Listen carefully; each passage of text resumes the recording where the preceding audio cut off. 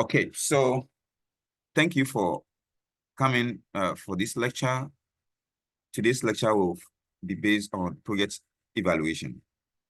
So at the end of every project, it is very important to ensure that we evaluate. And as we'll get to know soon, sometimes we even have interim evaluation. We don't have to always finish or end the project. You need to be evaluating the project from time to time to see progress, whether outcomes or deliverables that you have already performed, whether or implemented, whether the deliverables are meeting the criteria. We spoke about validation of scope at the end of the project. So even though you validated the scope at the beginning, at the end you have to validate. So it is, you can only validate this scope when you are looking at what we have done against what we plan to do. So the important aspect we'll be looking at is the project evaluation as a concept and how it affects our project, or what role does it play in getting our projects done properly.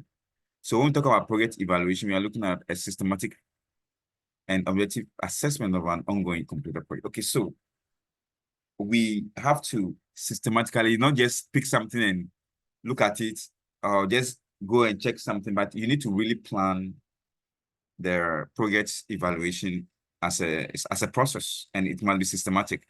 So you should be intentional about it. It's not when someone comes to complain, oh, this one was not working, oh, then we are going to check. No, you systematically decide that you want to check that the project is working, or the outcome meets the desired uh, uh,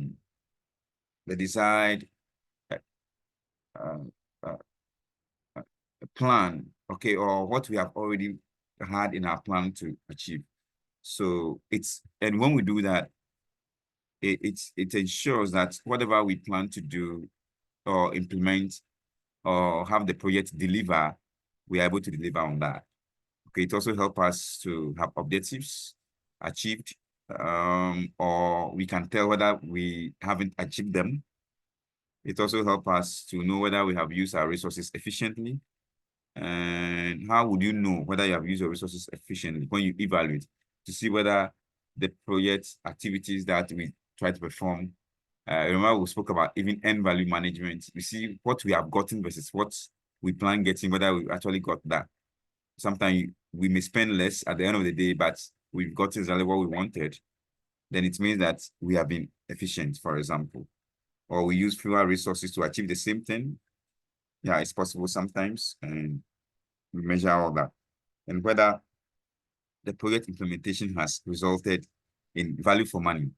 So all these things are things we'll do at the evaluation stage. Now, the golden rule for all evaluators, as you are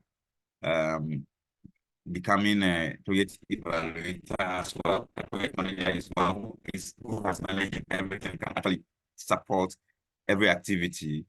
The golden rule for you is that if you are engaged in evaluation activities, you should be guided by sound professional standards and strong ethical principles. It is not when you are evaluating someone's project that you are going to show the person where power lies. Sometimes it happens that they say, you are going to see, say, that's last time you also did this to me, so me too, this is the time. But it is very important that you should be objective and guided by professional standards. Remember, we talk about project management as a profession, guided by professional standards and code of conduct. So it's very important that you are objective. And if something goes wrong, yeah, don't just say, oh, then just leave it like that. No, you have to make sure when something goes wrong, objectively you fix it. It's better you fix these things before your client or the owner of the project or the sponsor gets to know about it. Then that is really bad. Okay, that makes it you a non-professional project manager. So it's good you evaluate before the project owner gets to know. And even if you evaluate, you can even make corrective actions, go through the control process again, and make sure things that are not have not been done properly are done properly to avoid any differentials between or variances between what you plan to do and what you have done. Okay, any questions so far before we continue to look at the results chain of the projects according to the International Labour Organization?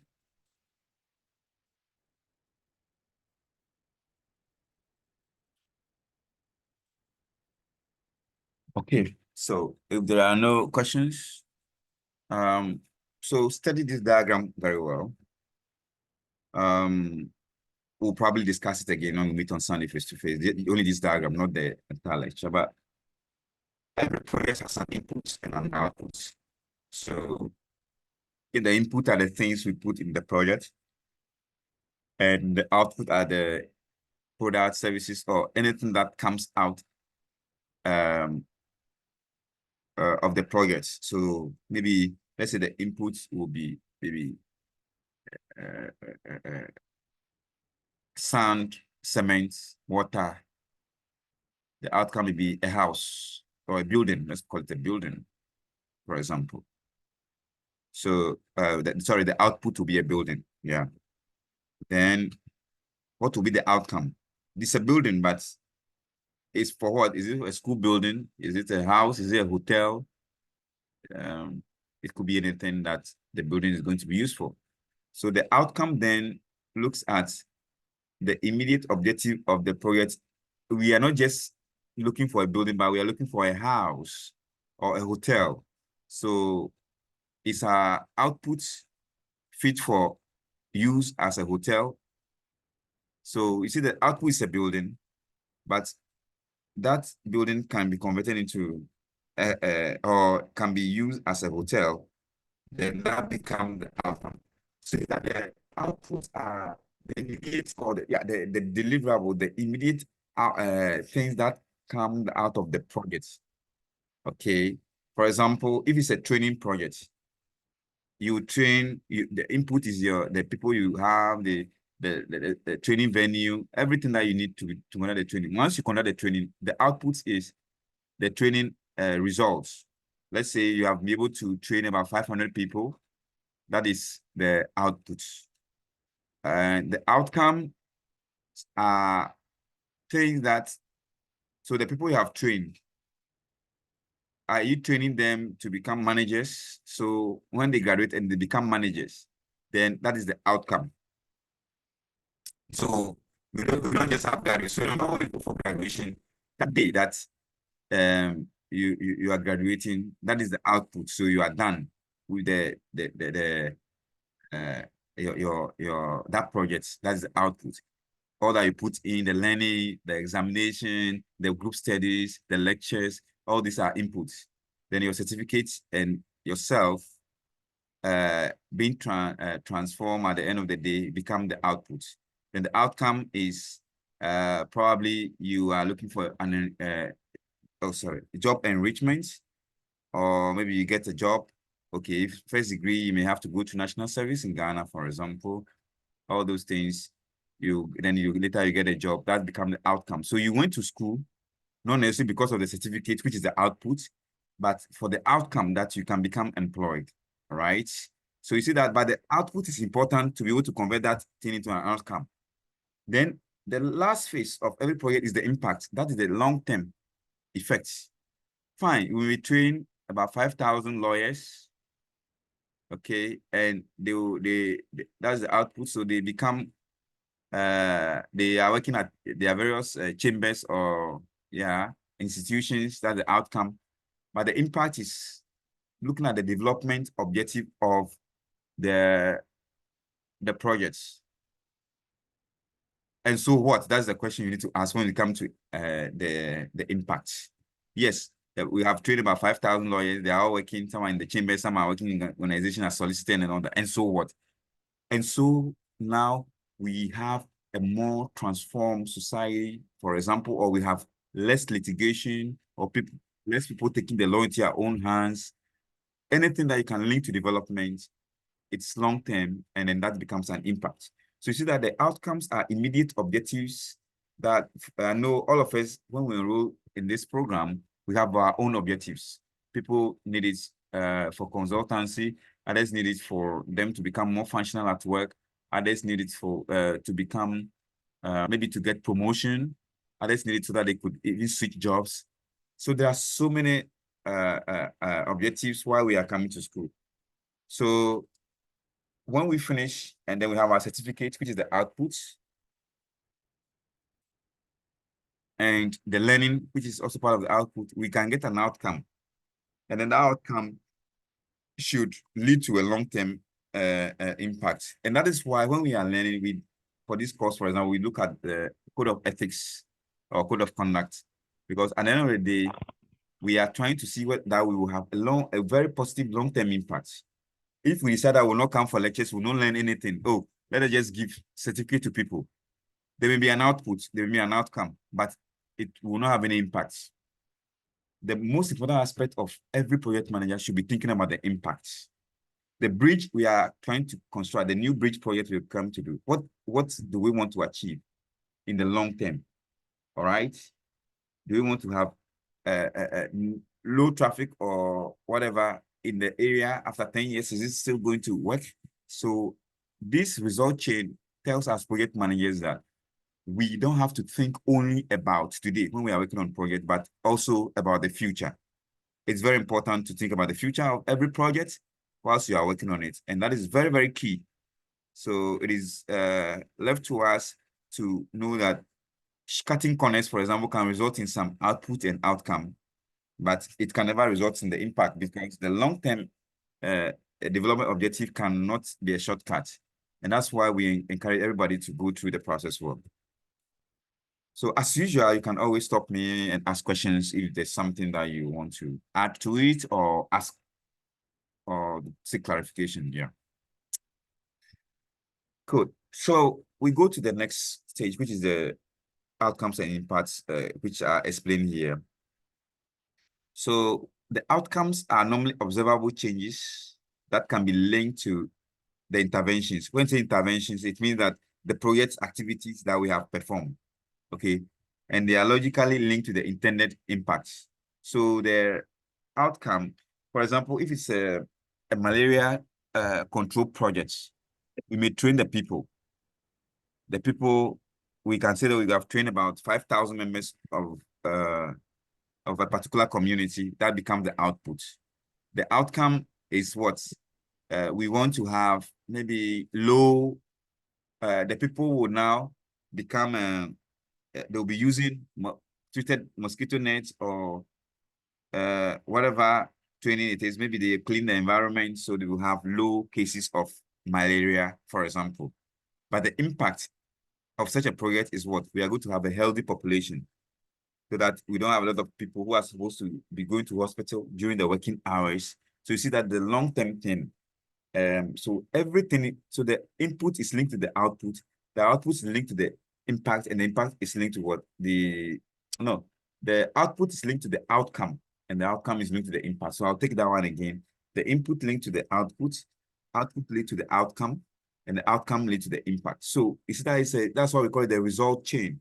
So we are not just doing something, but we are intentionally doing something to achieve other things. And that is why when we are even learning, I encourage us that let us have a discussion so you are able to ask questions that will help you to understand things in such a way that you can use these concepts in a real time or in a day-to-day activities. For me, that is the biggest thing you can do for yourself whilst you are still learning anything. Yeah. So the impacts are more long-term based. Okay, so we try to make sure we have a lasting, let's call it lasting legacy for the projects. Maybe another word can be lasting legacy. So 10 years later, if you ask yourself, what has the GIMPA MSc project management done? How did it impact my life? You can count on so many things that you have done over the years. And then now you say, oh, it was not a money wasted. But if you cannot really count and refer to things, then you can see that it could look like a money that has been wasted. So as part of our project evaluation, we have what we call annual project reviews. annual project reviews focus on output and outcomes. So we know the output, which are immediate things that we get out of every project, and the outcomes are immediate objectives. So what the output can help us to achieve. We try to do, when we are working on a project, that span beyond 1 year, maybe 2, 3, 4, 5, 10 years project. We may have to do annual reviews to focus on the output and outcomes. But those annual reviews cannot evaluate the impact. The impact will have to be evaluated after the project has officially ended and we have used it for so many years. So as we go, we need to reflect and see the progress of work. And that is what the annual reviews help us to do when we are still implementing the project. Of course, you could do an annual review for a project that has ended, but this time is not going to be on the project, but you may be doing a review on the outcome and the output to see whether they are leading us to the impact that we desire in our society. So let's look at the types of evaluations that you may come across. One is self-evaluation. Another one is internal evaluation. The third one is independent evaluation. And then the fourth one is external evaluation. When we say self-evaluation, what does it mean? I think we discussed this briefly in class last time when someone asked a question.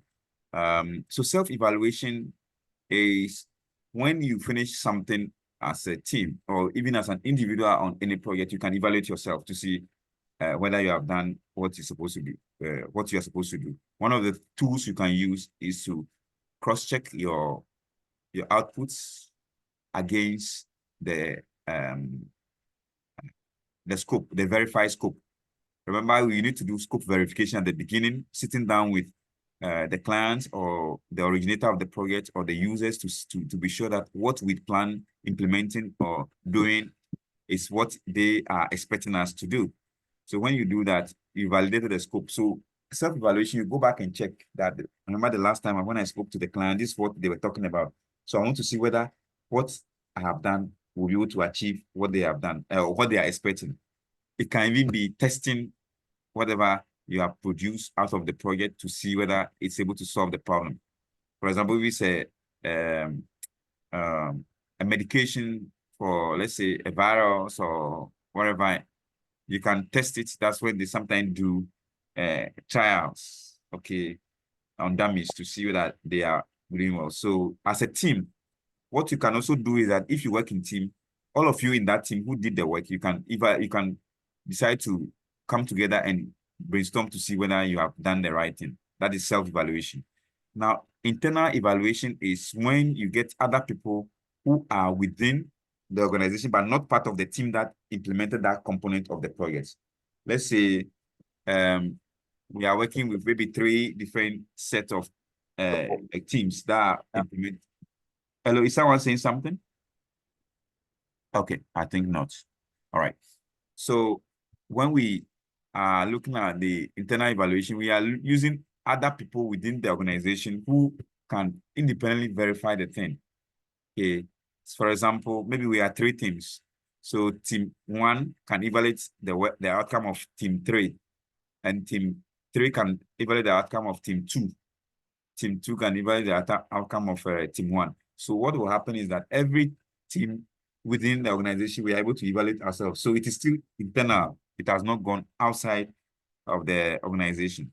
Then we can have independent evaluation. Again, this also, the organization will have to look for somebody from outside the organization to evaluate their work. Some people call it peer review beyond the organization. We can have peer review within. So the peer review within is the internal. Peer review with somebody outside the organization is the external. The person will also come and check. Okay. And then the last one is the external evaluation. That is not supposed to be conducted by the project organization. It is normally conducted by the clients to get an independent person to come and also check for them whether they are they've done it well. The last time my friend got some parts of his car changed. He went there, they tried it, they say it's working. He also decided to get an external evaluator. He took the car again back to DVLA So the driver vehicle licensing authority, they can also do an evaluation. They are independent of the garage that he did the work. So what happened is that external evaluator or evaluation can either confirm what the independent people did or the internal ones did or the self-evaluation did, or it may be that they did not confirm it. Yeah. So if they don't confirm it, then maybe they may have to go back and see whether the things will work quite fine. You have to repair it again or do something different, or they tell you what the issues are, and then you can work with that. Yes, Nanado. Yeah. Good evening, sir. Good evening. Sir, please, what is I don't understand it very well. Independent and external evaluation. Okay. I think the independent they are external. Or what is the difference between I'm going to take independent evaluations or the external what Evaluation. evaluation? Okay. All Thank you, right, sir. good. So the self-evaluation, the internal evaluation, the independent evaluation, all those are done by the project company. Let's take, for example, practically, you have completed 2024 general election. So the two big parties may decide to go and contract somebody to come and evaluate the campaign process to see what went wrong, what went right, what are the things that can be improved. So the independent evaluators are normally will be taken by the project organization. All right. Okay. Let me take another example. Let's say you have asked for a house to be built for you.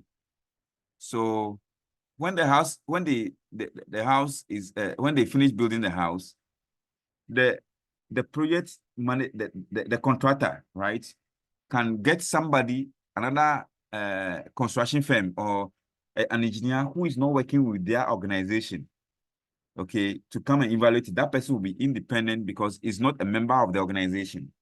But if you, Nanado, you, the owner of the project, you have gone to take somebody outside, it becomes an external evaluation because that person or the evaluation you are doing, you are not part of the construction firm. You are doing your own external evaluation. So in principle, the external evaluation is also independent, but the difference is that the independent evaluation is done by the company or the organization that managed the project or that implemented the project. But the external evaluation is done by the clients. So they are both independent, but the independent evaluation is done as an internal process, which is normally managed by an external person. But the external one is done by somebody who by the evaluator. No, by the client. Yeah, Benjamin. Doc, thank you for the opportunity. Yes, please. If I understand, then it means that it works the same as internal auditors and then external auditors of an account. For internal auditors, they, even though they are part of the organization, they are an independent body who they are not part of the sector directly, but they are part of the organization as an independent body who audits their books. But for external auditors, they come outside. They are outside the organization who come to look into the books. If I want to find out if it applies the same way. Okay, so the internal auditors concept will be internal evaluation, not the independent evaluation. So you see that if you look at the internal evaluation, it is managed and conducted by independent members of staff who have not been involved in the design, okay, management or backstopping of the project. So it can be done by auditors or engineers, but they are within the organization. The moment the people are within the organization, they are internal we call it internal evaluation. The independent evaluation is, let's say, the organization still thinks that, well, even though our auditors have cleared us, we still want to have an external opinion or an independent, because you see, the challenge with the internal evaluation is that the people are within the organization, so they can be compromised. So there's that belief that, well, let's be the devil's advocate, that let's say the internal auditors have been compromised. Can we now get somebody who is not a member of our organization to see whether they will also see that what the internal auditors have done is right? So the internal auditors will fall under internal evaluation, while the external auditors will fall under either independent or external evaluation, depending on who is engaging them. So let's say, for example, the National Cathedral Project, right? If National Cathedral secretariats or the board have gone to ask a KPMG or Deloitte come and evaluate our work to see whether our books are okay. They have got to engage external auditors. That's the board. It's called independent evaluation. Either the board or secretariat is within, they are the people who are implementing the projects. So they can go for somebody to come and evaluate their work. But if government, who is the client, government, the central government, who is the client, whom the National Cathedral Board is implementing, if government goes for to maybe another audit firm, let's say KPMG, Deloitte, or Pricewaterhouse, or whichever, and ask them to come and evaluate the work that National Cathedral Board did, that becomes an external evaluation. The reason is that that evaluation is external to the project. It is not the project implementer who engage those people. It is somebody outside. That's why we call it, it's external. Even though the independent evaluation, the one conducting the evaluation is an external person, it is still kind of an internal team, because it is the same company that implemented the project who engaged the people.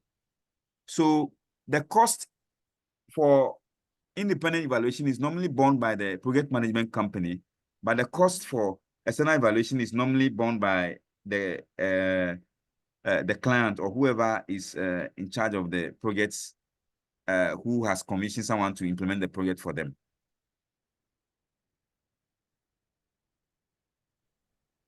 All right, Doc, thank you. I understand now. Okay, is it clear for everybody? Yes, Doc. Yeah. Yes, Doc. It is. Yes, Doc. It's clear.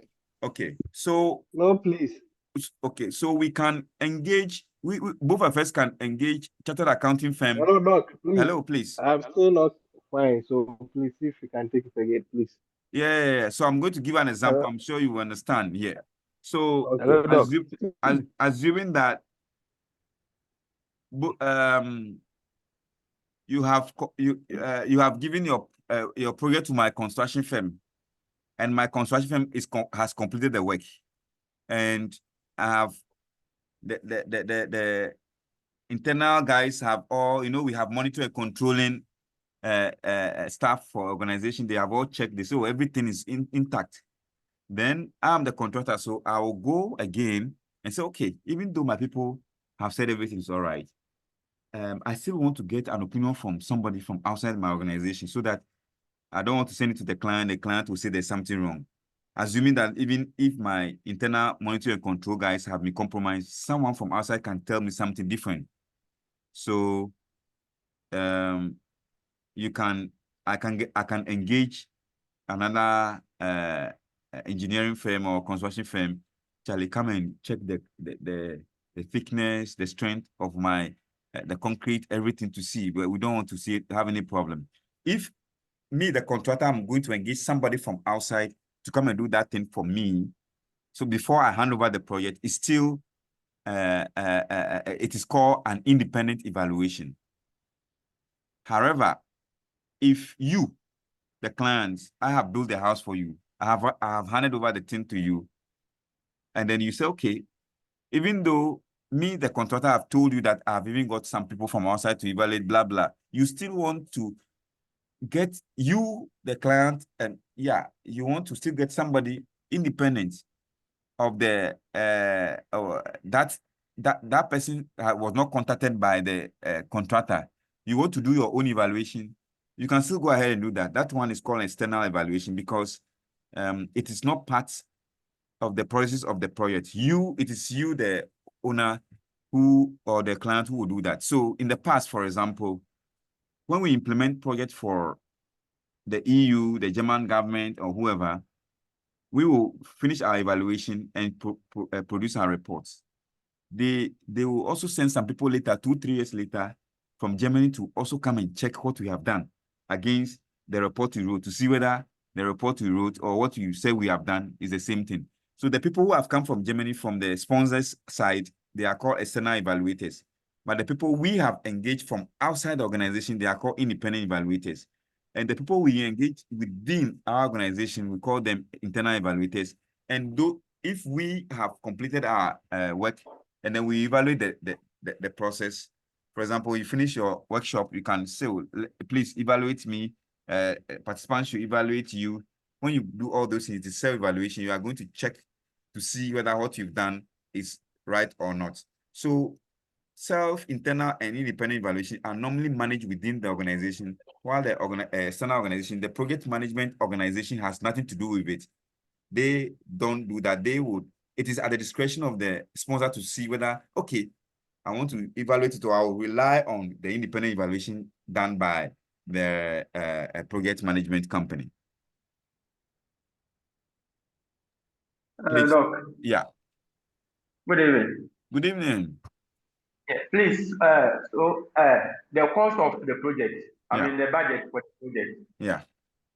Yeah, do I have to add the evaluation cost, the internal and the independent cost? Yeah.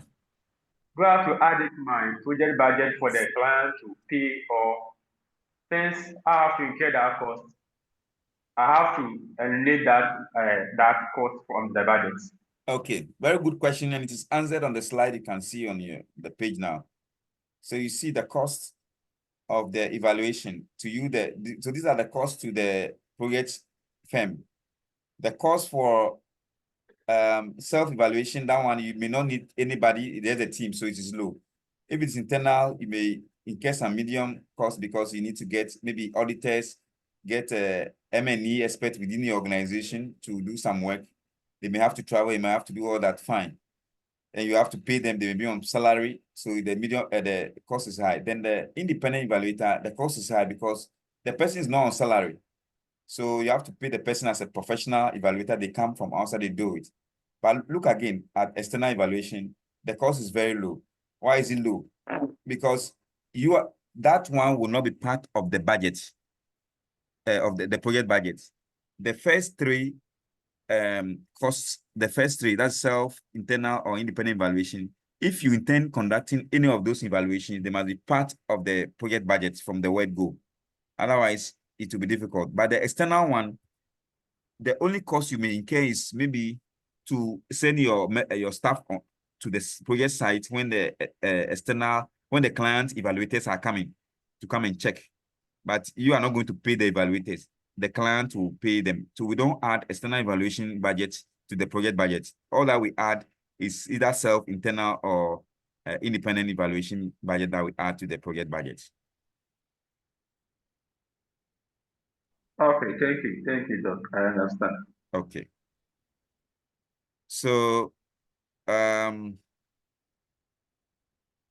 we have here a matrix that tell us about how each of the evaluation is managed, and who the evaluators are, and the degree of impartiality and cost. I've already explained the cost, so I'll explain the other side. So the internal evaluation is managed. So this one is they said ILO project management. So this one, when you see ILO as the project organization. So the self-evaluation is managed by the project company. Okay, the project that is managed, project management company. But internal evaluations, so the people who work on the projects, okay, are the people who evaluate the project. So look at the evaluators for self-evaluation. The evaluators are the team of people who have worked on the project here. And the degree of impartiality is very low, because when you are evaluating yourself, you are likely to overlook certain important things. You may not be extremely objective. So the impartiality is low. In fact, it is very impartial. Now, then for the internal one, it's still managed by the project organization. And even the independent is still managed by the project organization. Only that the evaluators for internal evaluation will be also members of the project organization, but not the people who did the work. So let's say auditors or other groups of people engineers who are not part of that particular task. The degree of impartiality is medium, because these people may be a little more objective than if people were evaluating themselves, even though it is still within the organization. The people are also within the organization. Now, the highest level of independence you can achieve as a project organization is the independent one. Even though you are managing it, the evaluators are external to the organization. You get somebody from outside to come and evaluate your work. It can be medium to high, depending on how it is managed, the degree of impartiality. If the people come and you give them the room to operate, they can give you candid feedback, it will be high. But if the people come and you didn't give them adequate information and you are trying to hide things or try to manipulate them just to do something, the degree of partiality can be quite medium. Yeah. Now, external evaluation, it is managed from external sources like the sponsor. So you will not even know the evaluators when it comes to external. You, the project manager, you will not even know them. They will just tell you some people are coming. Maybe you just get to see them one day and then you meet them for the first time. It may be a coincidence that maybe you may know some of them, but you are not the one going to look for them. The evaluators are external. It is managed outside. The degree of impartiality is very high because they are working for the sponsor or someone else, not you, the project organization. And then the cost is very low for you because you are not the one going to pay them. Okay, so these are the things that we can talk about when it comes to the 4 types of evaluations. We can also have interim versus final evaluation. Interim evaluation, when you are working on project, you get to a certain level, you can decide to have an interim evaluation, like the progress reporting kind of thing, what you have done, what went wrong, what went right, and then you can count for areas for improvement. So maybe if it's a 6-month project, you can do interim evaluation at the end of every month, monthly evaluation to see what we have done and whether there is a need for some improvement. The final one is when you have completed the project, all right, and then you want to evaluate all the things that have not been evaluated. So an interim evaluation, for example, is, let's say you are working on a building project. When you are done with the foundation, you can go and evaluate to see whether the foundation is strong enough.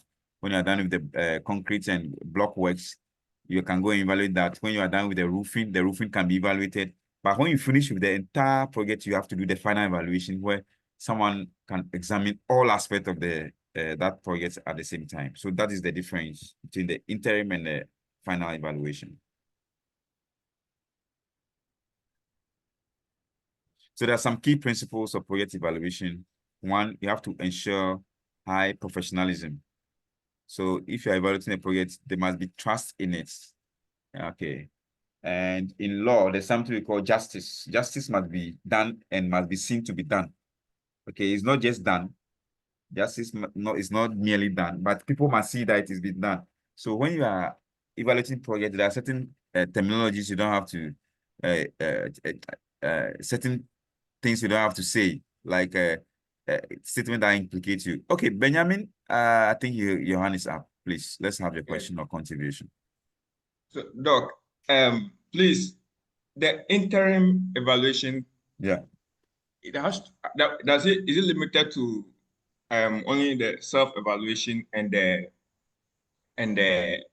internal evaluation? Can we have independent evaluation as part of the interim evaluation at a point? Okay, you can do that, but it can be expensive. But if you feel the failure of that thing is high, if you don't bring external evaluators, you can go ahead. But normally it is done by the either internal or self-evaluation processes. But some people, you know, the cost of the project is high, multi-million-dollar project, for example. You may want to be bringing external evaluators to be checking every stage. Okay, so you can do that, but it is not a normal practice. All right, thank you, sir. All right, pleasure. So yeah, the first principle is to ensure high professionalism. You don't make certain things. I heard that, for example, a judge was passing certain comments about the animal farm instead of using the constitution in their judgment. You see, sometimes people may think otherwise if your statements are not seen as as fair. So you must make sure you ensure high professionalism. Don't pass comment that someone will think that your evaluation is not going to be fair. They say that no, this is a bad evaluation. Okay. For example, if you I ask you to give me an assignment and maybe you submit your assignment late, and when you were bringing the assignment, say, at the time you are bringing your assignment, how can you pass? Okay, if true, I finish assessing your assignment and it did not meet the criteria, and I decide that maybe it cannot pass at that stage. You refer to my initial comment, but Papa no cry me, I didn't mean the man or see me to me pass you and to me. So you will know. You will see that failure, that a failed evaluation that I have conducted in my way as intentional and not objective. So we need to make sure our utterances and our demeanor, all right? If you go and tell people that before you can pass, you have to do something, Charlie. You have to come and see me. If you go and do all that, what will happen is that if the person did not come to see you and the person failed, the first thing the person will say, hey, I didn't go to see this man or I didn't go to see this lady. You see what has happened to me. The person will even not think about whether what they have done is up to a standard or not. But if you didn't pass any comment or anything, the person is likely to see the feedback as more objective. They'll say, what really went on? They'll first look at the work again. They will not even think about you first. So it's important for us to be careful when we are looking at some of these things. Then we need to make sure we improve performance and contribute to organizational learning. So the purpose of the evaluation is not to spy on somebody and go and name and shame anybody, but it is to give us a feedback on the way we've done the work to see whether we can improve on it or something. Yes, somebody is called Huawei. Please, you can go ahead and speak.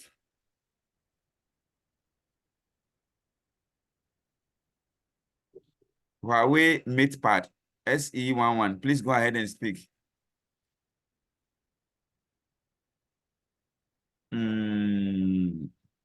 Please, can you? Okay. I think the person has dropped the hand. Okay. All right. But I hope you can still hear me. Yes, Doc, I can hear you. Okay, good. Okay. So the next thing is to make sure you reinforce accountability and transparency. So accountability is trying to get people to answer questions to what they are supposed to do, not what you think they should do. What they're supposed to do. So you take the project plan and say, okay, this is it. And so they are accounting for what they have done. And it should be transparent. So when you are going to evaluate people, you don't just say, okay, I found something. It's not good at all. You know, sometimes people can give you, it's like, what is the issue? If I have to explain, you know, people will say, no, it's not good at all. What is not good at all? So it is very important that we are transparent to people. Oh, everything is fine. You see, evaluation is not only to uncover things that did not go well, but also things that went well. So you need to be transparent. So you have done A, B, C, D very well. The only thing is that this other aspect can be improved. You understand? So normally when I give feedback to my students on the work or assignment, I speak about other areas that are missing. And most of the time, as I would say, you see that students normally forget to add page numbers, so it's difficult for every professional document, table of contents, and even grammar checks, So you need to give that feedback, let things be clear, let someone know why they are getting certain score. It's not just like, oh, he will not know that why he's getting this or that. It's very important that we reinforce accountability and transparency during our evaluation processes.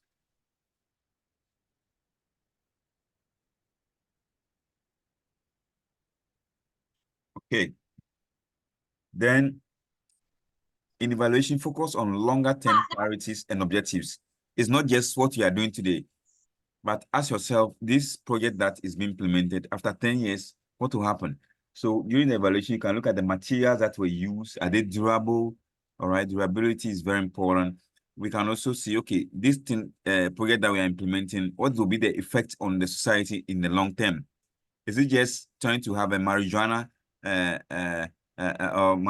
marijuana production plant?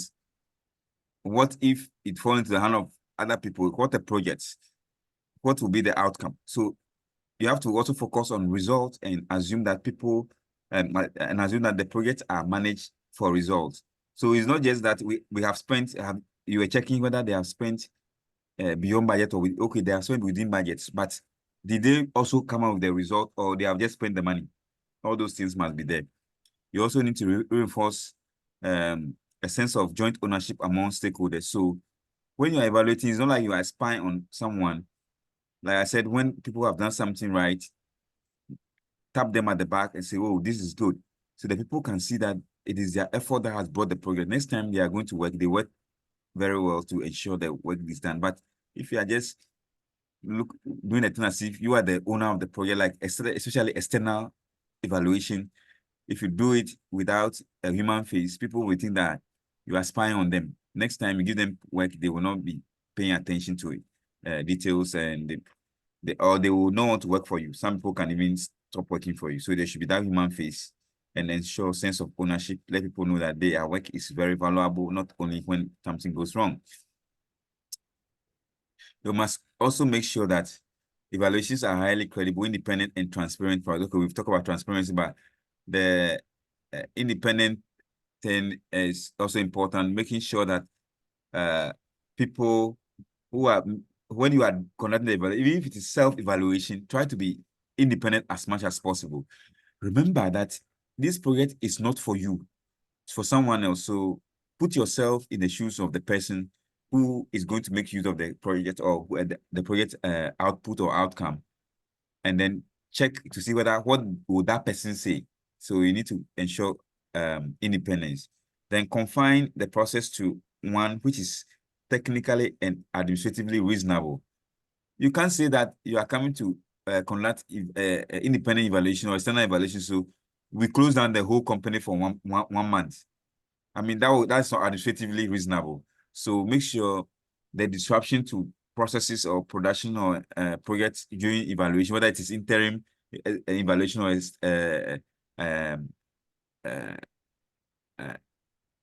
final evaluation, they must all be such that it is not too administratively clumsy. It must be very reasonable.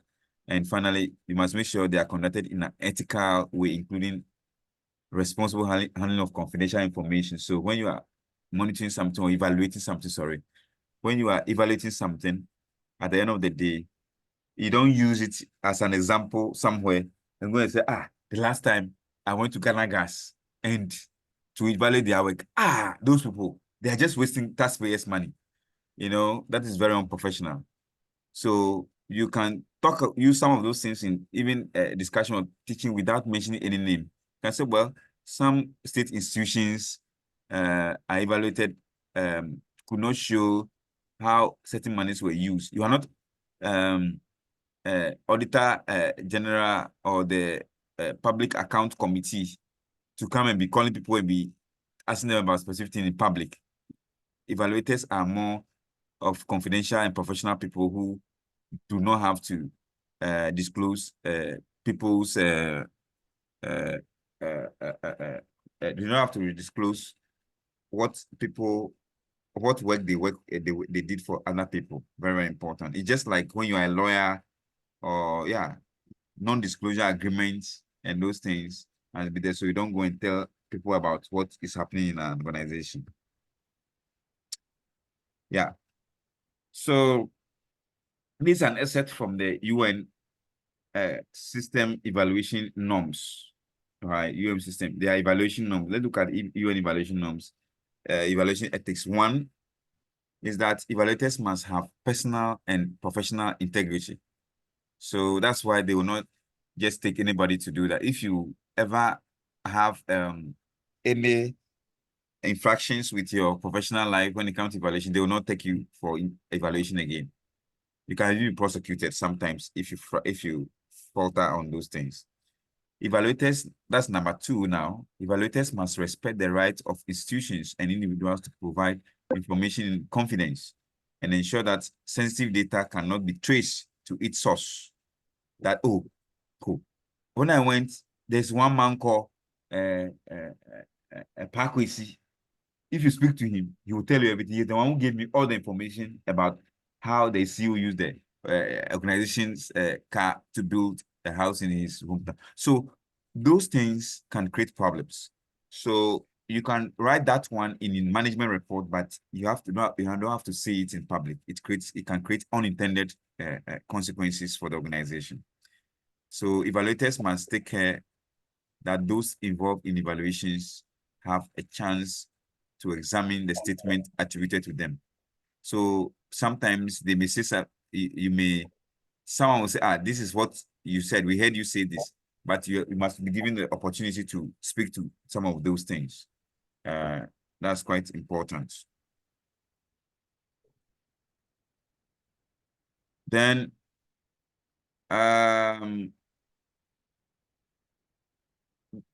we also mentioned that evaluators can or should have the right to speak or not to speak. Very important. So you don't have to, not evaluators, but those who are evaluating or those who did the work, don't force them like chinchina. No, the only institution that can probably compel someone to speak is the law courts.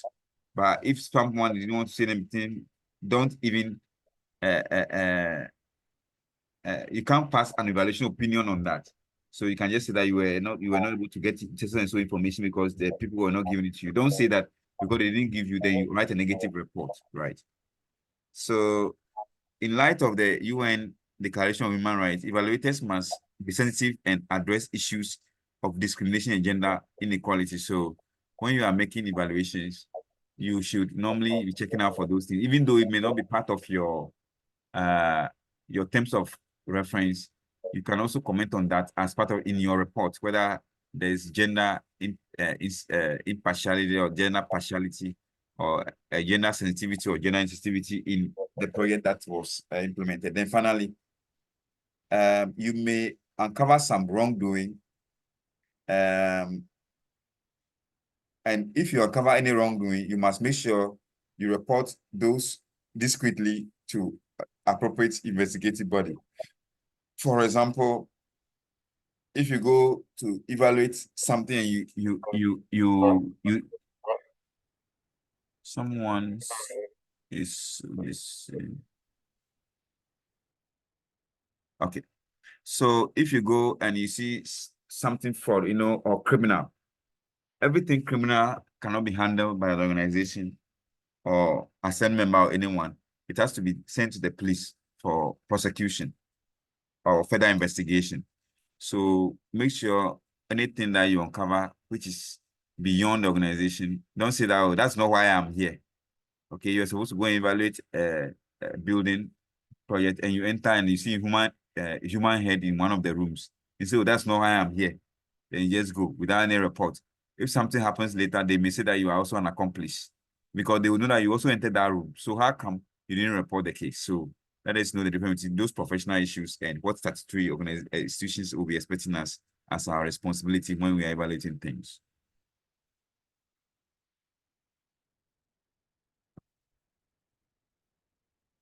So benefits of project evaluation, it provides stakeholders with up-to-date information on the project to meet reporting requirements. It also helps us to take corrective action when necessary. And it also helps to motivate people when the project team will be motivated when they come to evaluate. Say, oh, even the independent evaluators say that your work is outstanding. You know, that is the joy you get. So it also helps to ensure there's a esprit de corps at the base. Yeah. So there's some tools. Just as we use tools in monitoring, controlling, we also have tools in evaluation. The PDCA cycle. Remember we talk about PDCA, balance scorecard, performance indicators, cost benefit analysis, impact assessment, quantitative outcome, qualitative outcome. All these things we have discussed under monitoring and controlling, but we can use these same things to evaluate our projects as well. So let's look at the balance scorecard. So the balance scorecard in evaluation, you will be looking at multiple dimensions to a particular project, the financial dimension, the customer relationship issues, internal processes, and for example, education and growth. So depending on the kind of project you have and what makes a balance score card. So you have to decide that you are not just a teaching. If you're evaluating a teaching project, for example, what will be a balance score? Are the people going to have work after school? It is one of the areas that even the Ghana Tertiary Commission, GTEC, also checks. Then aside that, is it going to help impart knowledge that is useful? Okay, will the people who come out get employment? All those things. So you are evaluating a curriculum, for example, but they are looking at so many things: employment prospects, and the ability to impart knowledge, whether it is feasible, the kind of things we want to teach them. Is it possible? What is our capacity and staff strength to see whether they can work on it? So there are so many things that we can use. So balance scorecard simply means that whilst we are evaluating the project, we don't look at only the financial side, but we look at other sides, including the financial and other non-financial goals. Yeah, we can also use key performance indicators where you tell yourself that this project we are going to work on, there are certain things we must make sure we achieve. So whether we can have cost performance index to see whether that is more about profitability, to see whether the cost, what we have earned, you know, the end value money we mentioned earlier, what we have earned against the actual cost, whether we are being shortchanged or it is fine. Budgets, we can also check budget variance as part of our key performance indicator to see whether we are spending within budget or over budget. Then we can look at return on investment. How much have we put in and how much, what do we get out of it? This is more of a financial index or indicator. Then labor productivity. So when we get to labor productivity, we are looking at what has been done. How many people are working on that on a particular activity at a point in time, and what is their outcome or output? Okay. Then material waste percentage. What percent of our input will become waste?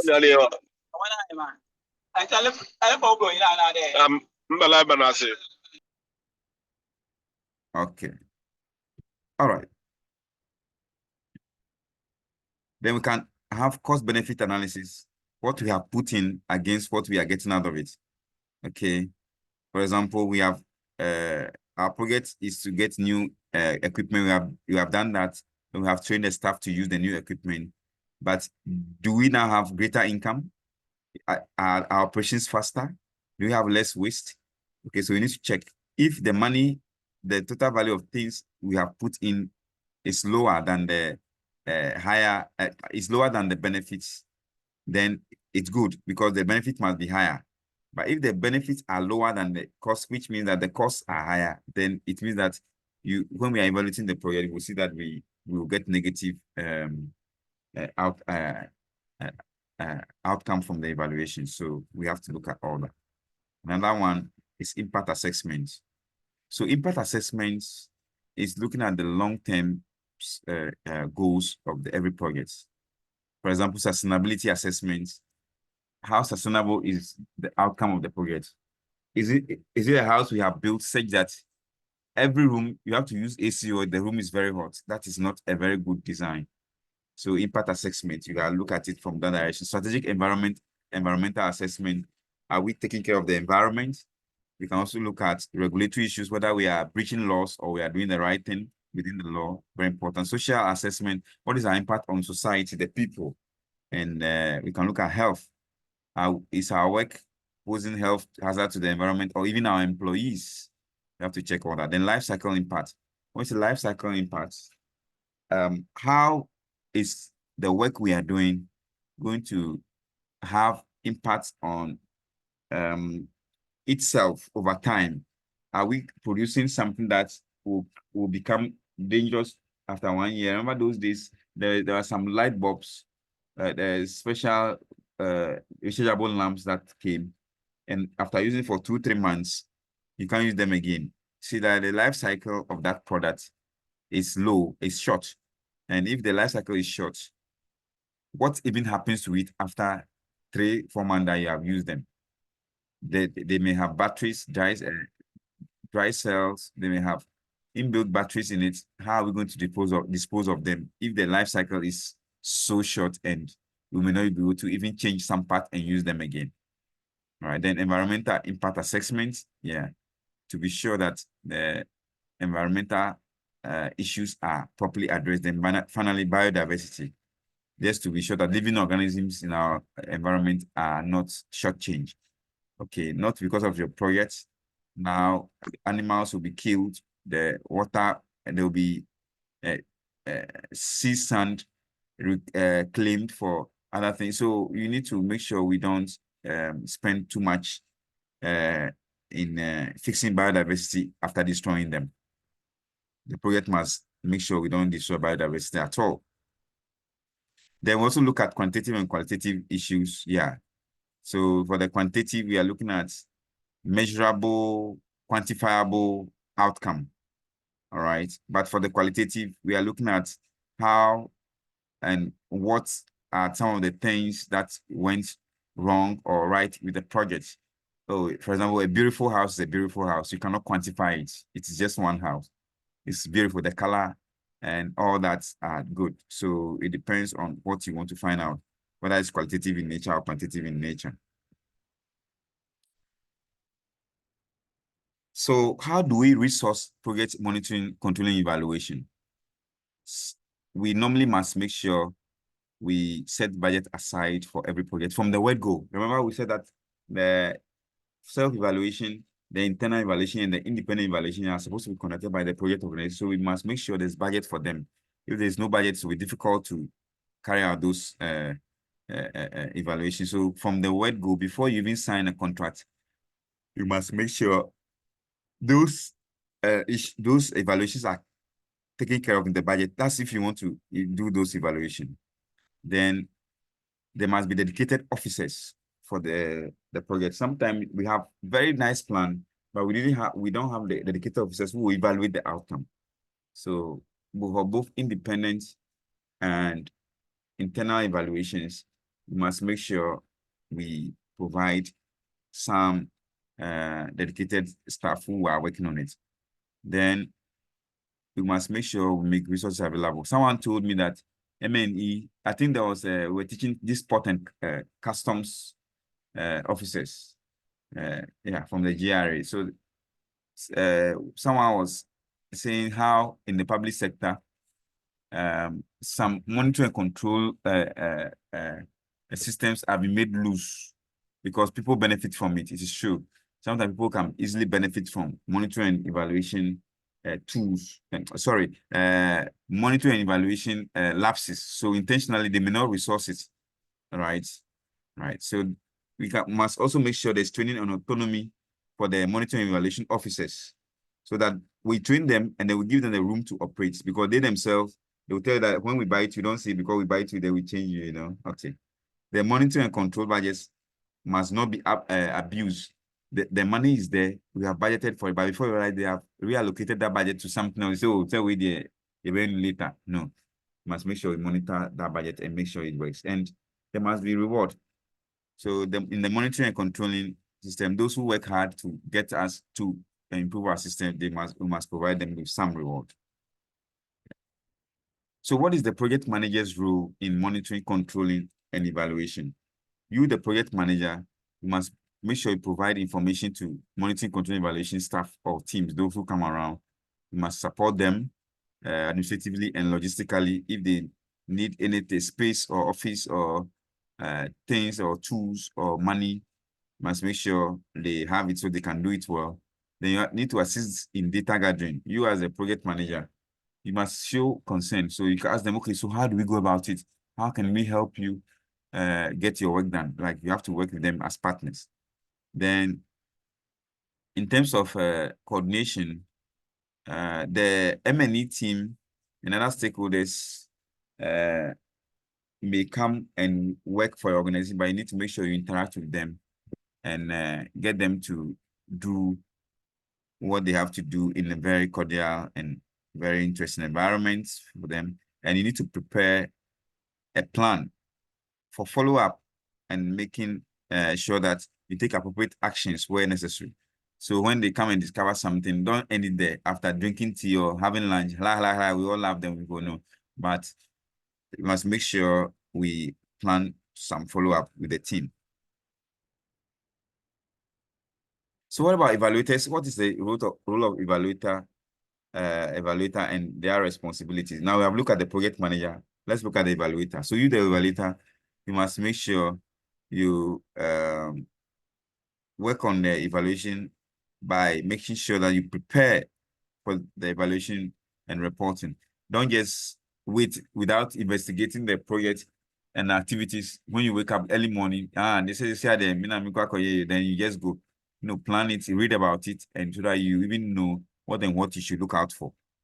So the evaluator should adhere to internationally accepted practices, which we have mentioned earlier today. We must be skilled in implementing diverse evaluation methodologies. So that evaluation methodologies are ways that we evaluate every project. Like we can have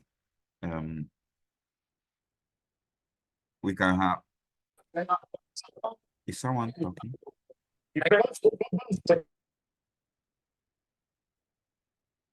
Okay, it's in the presence. So we must make sure the best practices are implemented or used. We must make sure we use the right methods for evaluation.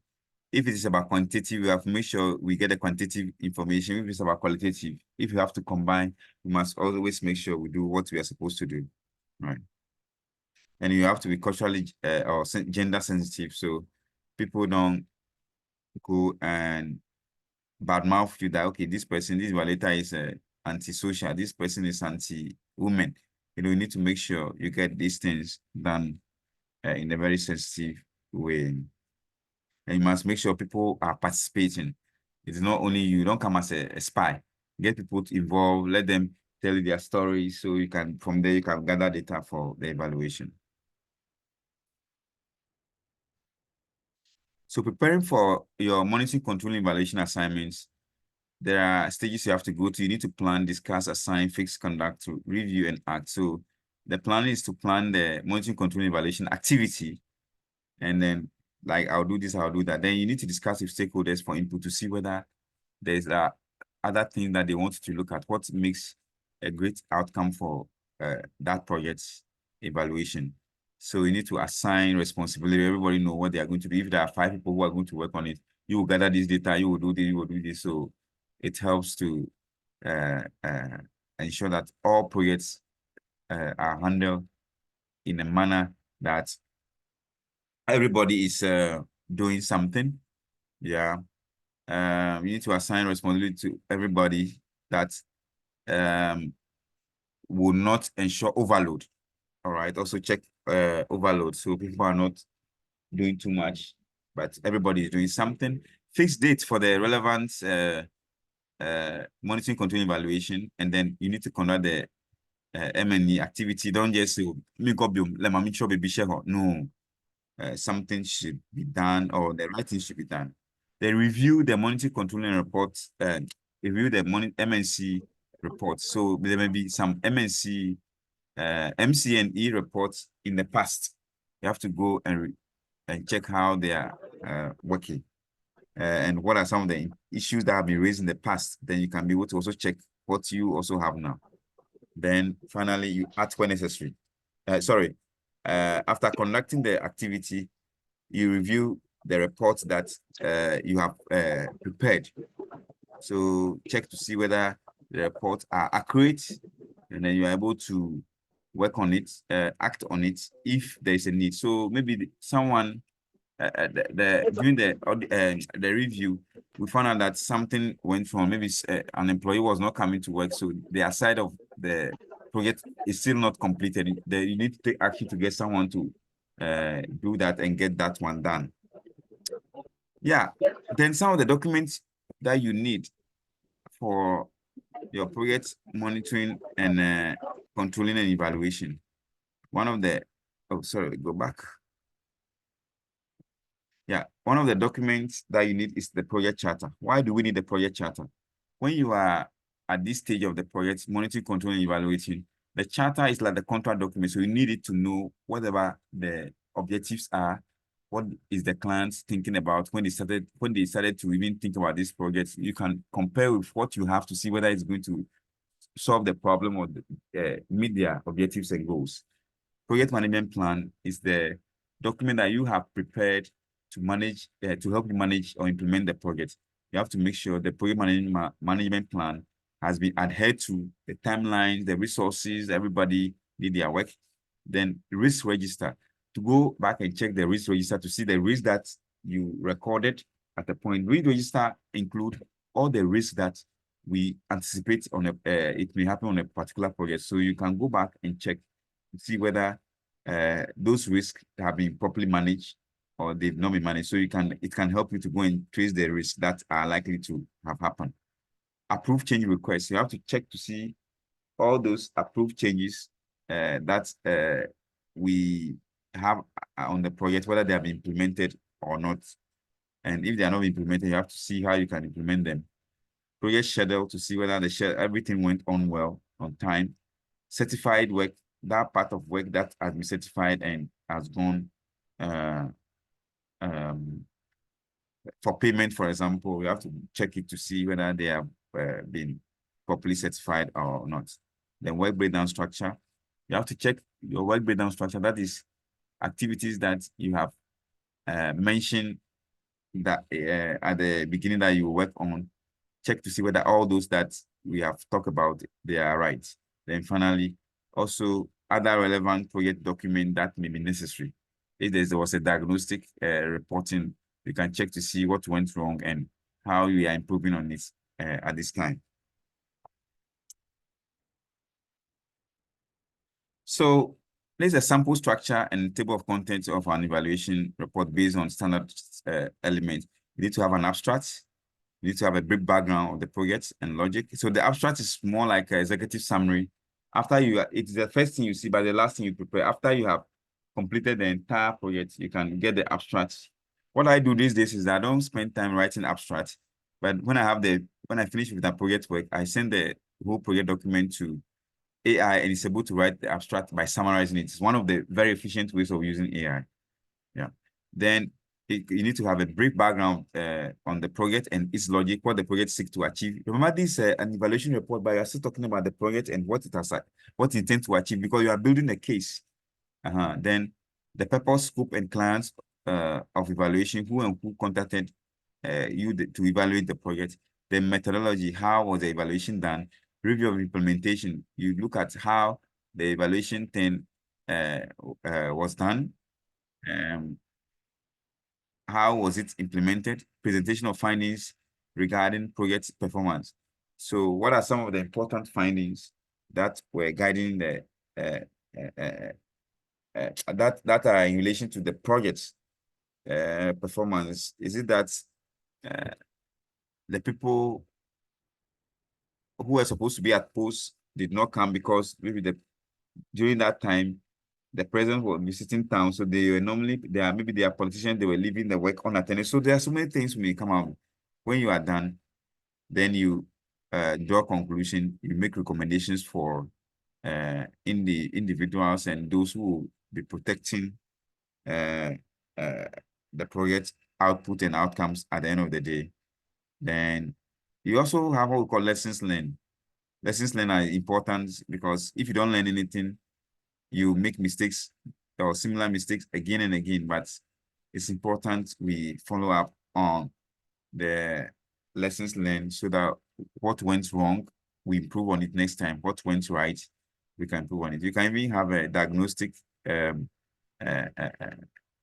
reporting to see whether is the parents, sorry, whether it is the various team members who are working on the projects and they are doing it well or not.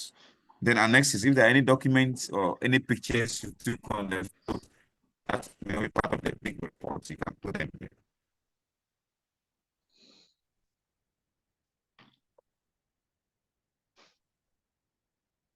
So as we draw curtains on project evaluation, it's also good to talk about project management sustainability. Now we are looking at sustainability issues. So when you are working on the project evaluation, you have to check whether the project adopted sustainability practice in terms of the environment, biodiversity, human rights, whether human rights were not abused, whether the project is affordable, the outputs are able to, if it's like a water project and you can check how much they will be selling a bucket of water to see whether the village people can buy, if it's a water project in the village. So those are things you need to always find out as part of your evaluation process, the environmental sustainability issues. Yeah. So part of the environmental sustainability issues, you can look at energy efficiency. You know, some organizations you go and then things are like air conditioning systems are working throughout the night and all that, so you can check some of those things. Administrative sustainability issues include resource efficiency. Are we using too much resources than we should be using? Just because maybe we have money or we have them, you have to check to see that things are done right. So, ladies and gentlemen, that ends our project evaluation. To be sure that you understand the project evaluation, monitoring, and controlling, there are certain questions that I have here that you can discuss as in your teams or as an individual. Go through, think through it, and see whether you can be able to answer these things. If you can be able to do this, then you are on the verge of becoming a good project monitoring, controlling, and evaluation expert. 1, describe the important activities and policies required for an effective M&C function of project management, monitoring and controlling. What are some of the processes and activities that we need to work on? We have discussed a couple of them in the past few weeks. Communication seems to be the lifeblood of a project monitoring and controlling. Discuss how does communication support monitoring and controlling. You need to check for yourself. Then distinguish between preventive actions and rework and explain how each of them support project monitoring and controlling processes. Then the next one is describe how you would implement a risk response when implementing a project. How will you do that risk response? Which are or when something happens, no. Or then finally, you need to describe how you will conduct an evaluation for a project of your choice. You can think about that evaluation. Yeah. On that note, ladies and gentlemen, we have ended the major discussions on this course. This is a quick checklist to see the things that we have done and or have not done yet. We look at a brief, we can have a brief course revision, which we are going to do on Sunday. We have some revision and reflections and a case study. Then we need to have a Gantt chart and Trello discussion. Let's see if we can also have that online later. It's just a workshop I want to have. It's not really part of the whole show, but it's a tool that we can use to support our project activities. Yeah, we can discuss that. Scenarios and case study discussion, which will be on Sunday. Assignment and exams, also I will tell you on Sunday. PMI membership, you will be taught more about PMI membership when you attend. I'm sure some of you have heard it from other classes, others are here to hear it. it's important to enroll on the Project Management Institute. You can write the exams, then become a professional project manager, and then you have PMP by your name. It's good. If you want to do it, or if you can do it, please do. We have the one which is the PMI Institute, or no, PM Institute or PMI, which is based in the US. They have a Ghana chapter. It's the most authentic of project management groups that I have come across. Then creating a bigger network of project management alumni. So I'm trying to bring together all the project management students I've been teaching, either from University of Cape Coast or from GIMPA or from elsewhere, to see whether they can network among themselves. And then once in a while, we can discuss things that will help improve our understanding of the project management. It's going to be a big alumni platform. We'll send you the notes at the right time, and then you can be able to see whether you want to join some discussion. We can have once or twice a year discussion online, which is not going to be assessed, but you can just come and listen to a few experts to discuss those things. I think they haven't done that program somewhere. So I will want to pause here and then get your feedback so far from the lectures. If there are certain things that you're expecting that you didn't get, then we can be able to even fit them in when we come on Sunday. And Sunday we'll look at the closing energizer. You know, some people have learned it, but we'll learn more.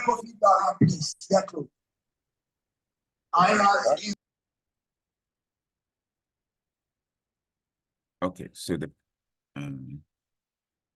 so that is it. And so let me get your feedback. Yeah, apologies and appreciations are in place. Yeah, studying the night after a long week's work is not easy, but thank you for staying tuned over the weeks. Yeah, certain things might not go exactly as planned. But thanks for bearing up with thanks for taking up the burden to work on this. I'll get a few feedback now. If there are, otherwise we can have a feedback session. Also part of our closed ceremony, we'll have feedback sessions so we can learn both positive and things that we can improve upon. Thank you very much, and that ends the course.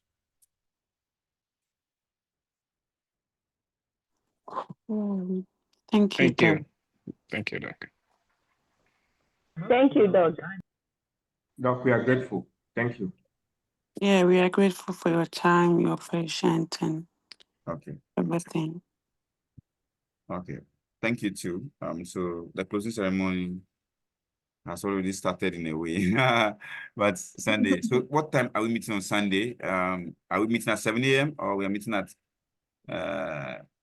9 a.m. or we are meeting at 11 a.m.? What will work best for us? 7 a.m. 9 a.m. or 7 a.m.? So 9 a.m. 11. So that we can have enough time for more discussions. Yeah, Doc, I think it should be 9. It should be 9. Yeah, okay. 9 a.m. So the time has been fixed. 9 a.m. on Sunday, we'll meet on campus. Please remember, we're still going to have a case studies discussion. We have not ended the course. Lectures have ended, but the course has not ended. The course is made up of lectures and discussions. So I'm looking forward to seeing you all on Sunday. Enjoy the weekend and take care of yourselves. Stay safe. Don't stress. Okay, Doc. Thank you very much. Oh, good night. Bye from me for now. Good night. I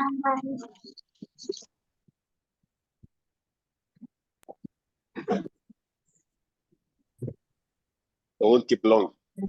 Hello, Doc. 8:30.